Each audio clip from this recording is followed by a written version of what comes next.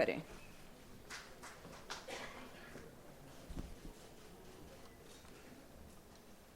आदरणीय नारा जी, दीपक सावंत जी, राम शिंदे जी, distinguished guests on the dais, distinguished guests in the audience, the members of the media, ladies and gentlemen.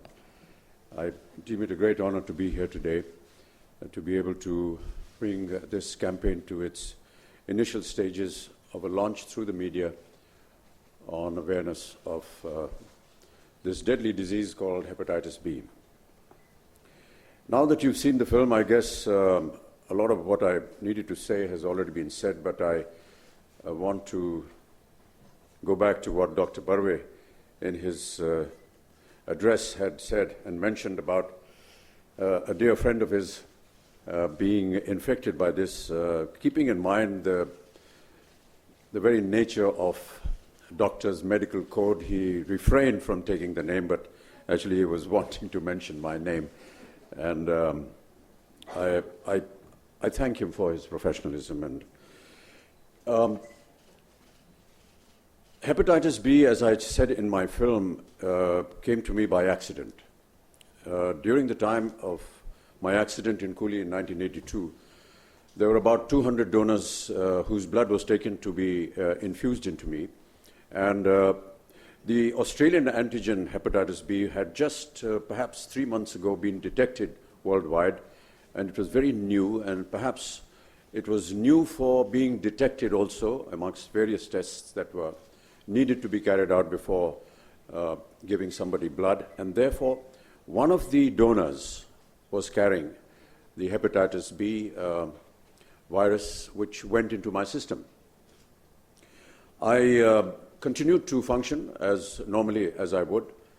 And in the year 2000, after 1982, in the year 2000, almost 18 years after that event,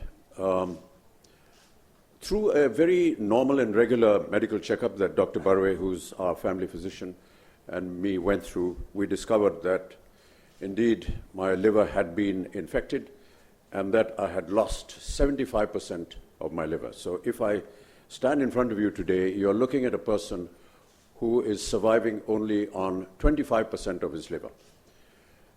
That's the bad part. The good part is that you can survive with even perhaps 12% of your liver. But really, no one wants to get into that kind of a condition. The important thing is that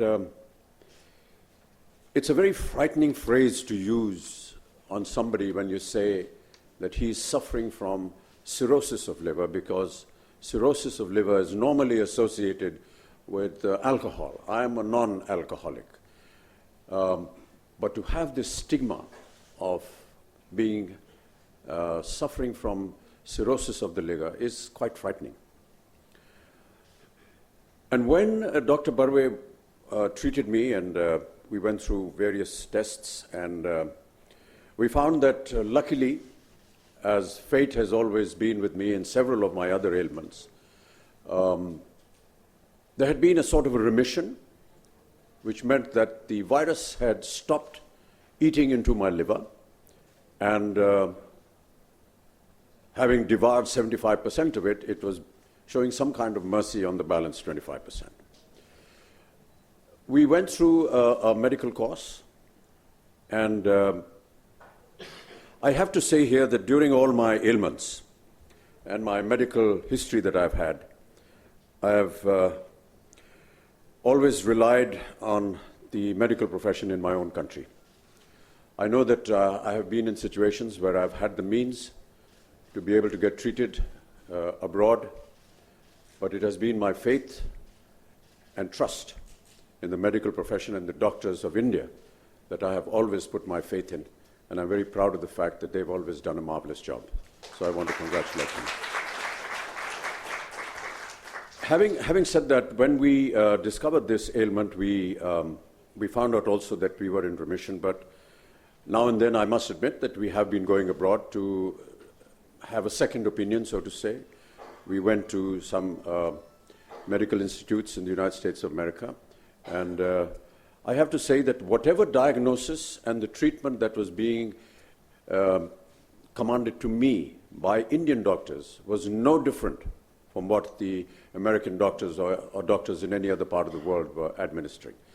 That is another credit to our medical profession. And so we came back.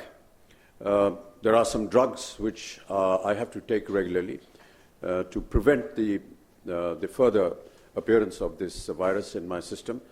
But what I want to say really is that we had the good fortune of going through a test which detected this disease.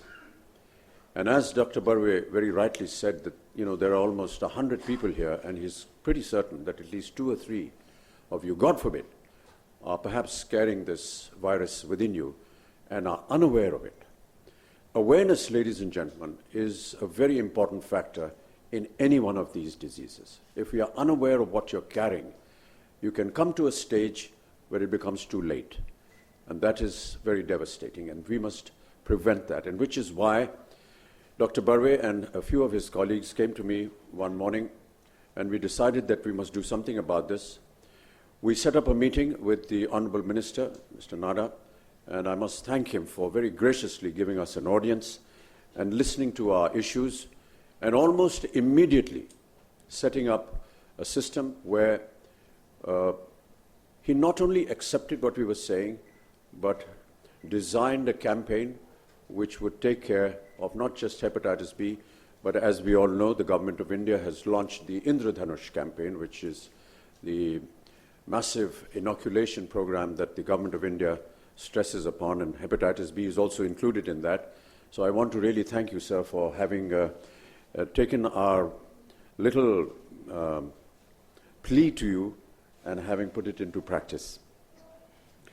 I want to say that during the time when we worked for polio under UNICEF, it took us almost 8 years to get India completely free of polio. Today, India is polio-free, and it took us 8 years for this campaign to succeed. We went through many struggles, we went through many problems. I hope that we don't take the same amount of time for hepatitis B or for tuberculosis, which I work for. But really the point to make here is that some initiative has to be taken.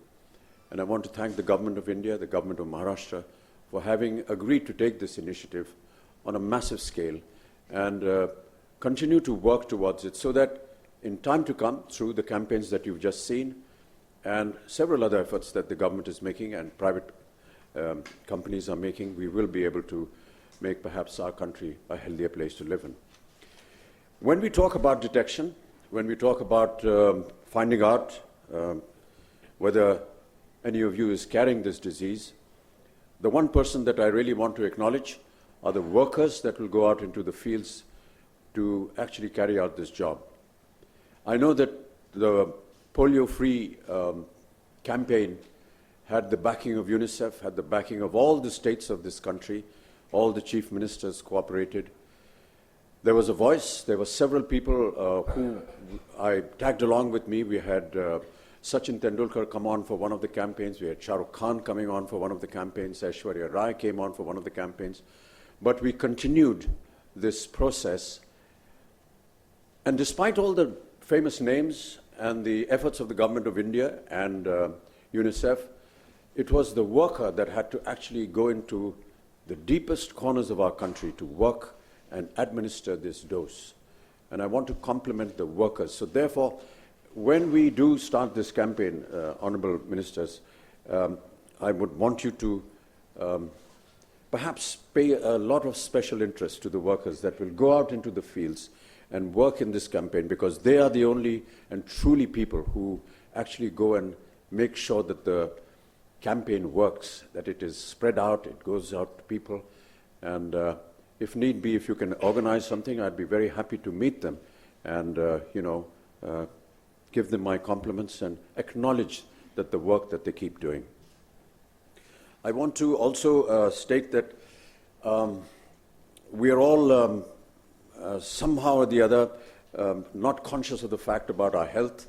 I know that there are various factors that keep us away, but detection, awareness is a very important ingredient in any kind of disease that you possess. Please do not hesitate to have your regular checkups. There are now various facilities available through hepatitis B, through tuberculosis, and the Honorable Minister, Shri Deepak Sawant, has just informed me while we were sitting in the ante-room about malnutrition. And sir, I want to commit myself to this very noble cause that you're starting, and say that if you need my face and if you need my voice to propagate this campaign, I shall be more than happy to join you and see what we can do towards this very important matter. So do not hesitate to get yourself detected.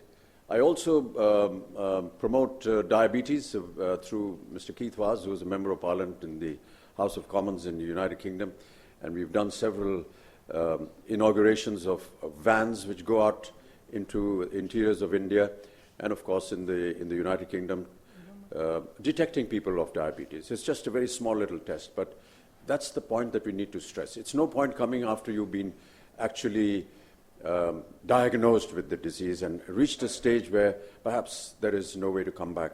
But if you have yourself detected, there are ways and means in which you can be cured.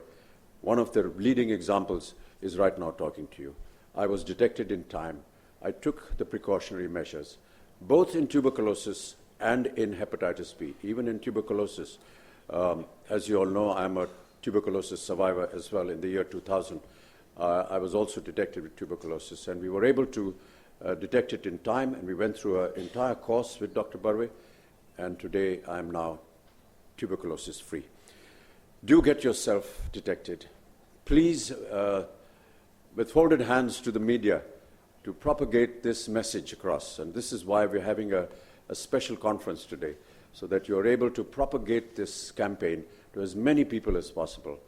Do not be afraid to get yourself detected. It's better to be in the knowledge of the fact that you are carrying some deadly virus and have a treatment for it than to ignore it and then perhaps, God forbid, face a bad finality. Thank you so much, ladies and gentlemen, and thank you so much for the very kind words that the speakers before me have been saying. But really, this is something extremely close to my heart, primarily because I feel that I need to tell the people that if it can happen to me, it can happen to anybody. And that is, I'm speaking out of great immodesty here, I know, but I just feel that if there is a face and a voice to something like this, and if that face and voice is also a sufferer, then it makes our communication a lot easier. Thank you so much.